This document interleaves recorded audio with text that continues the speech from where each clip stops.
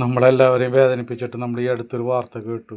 ഒരു കൊച്ചിൻ്റെ മരണത്തിലേക്ക് കീഴടങ്ങുന്നതിന് മുൻപ് ആ കൊച്ചിൻ്റെ അവയവങ്ങൾ മറ്റുള്ളവർക്ക് ദാനം ചെയ്ത് ആ മാതാപിതാക്കൾ ലോകത്തിന് വലിയൊരു മാതൃക വെച്ചു. ആ കൊച്ചിൻ്റെ ബോഡി പോസ്റ്റ്മോർട്ടം കഴിഞ്ഞിട്ട് കൊണ്ടുവരണം കണ്ടപ്പോൾ എത്രയായാലും സങ്കടം കേരളം ഒന്നടങ്കം കരഞ്ഞിട്ടുണ്ട്, ലോകം മുഴുവനും കരഞ്ഞിട്ടുണ്ട്.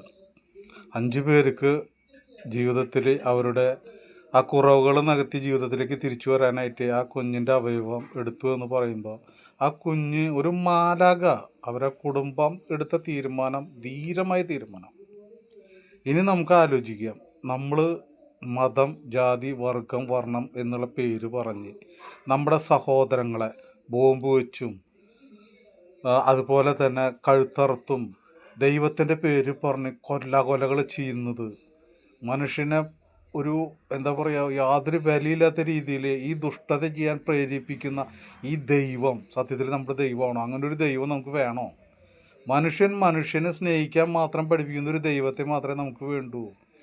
മതത്തിൻ്റെയും വർഗത്തിൻ്റെയും വർണ്ണത്തിൻ്റെയും പേര് പറഞ്ഞ് ഈ പൈശാചികത കൊണ്ടാടുന്ന അങ്ങനൊരു ദൈവത്തെ നമുക്ക് ആവശ്യമില്ല. അത് ദൈവമല്ല.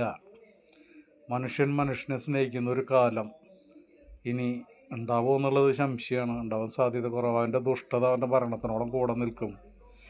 ആ ദുഷ്ടതയ്ക്ക് വേരൂന്നി നിൽക്കുന്ന ദൈവവും മതങ്ങളും ഈ പേക്കൂത്ത് പിടിച്ച ഈ വിറി പിടിച്ച നായ്ക്കൾ ഈ ലോകത്തുനിന്ന് എന്താ പറയുക, നശിച്ചു പോകണം.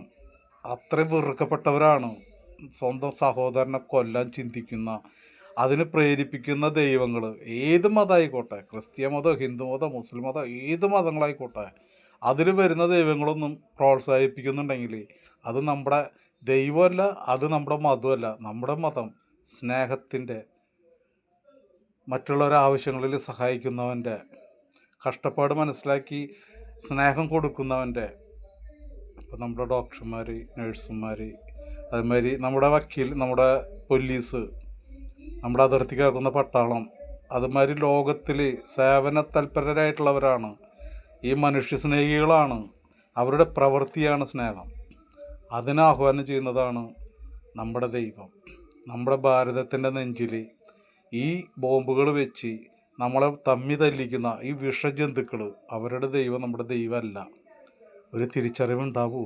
ഉണ്ടാവണം, ഉണ്ടായേ പറ്റൂ.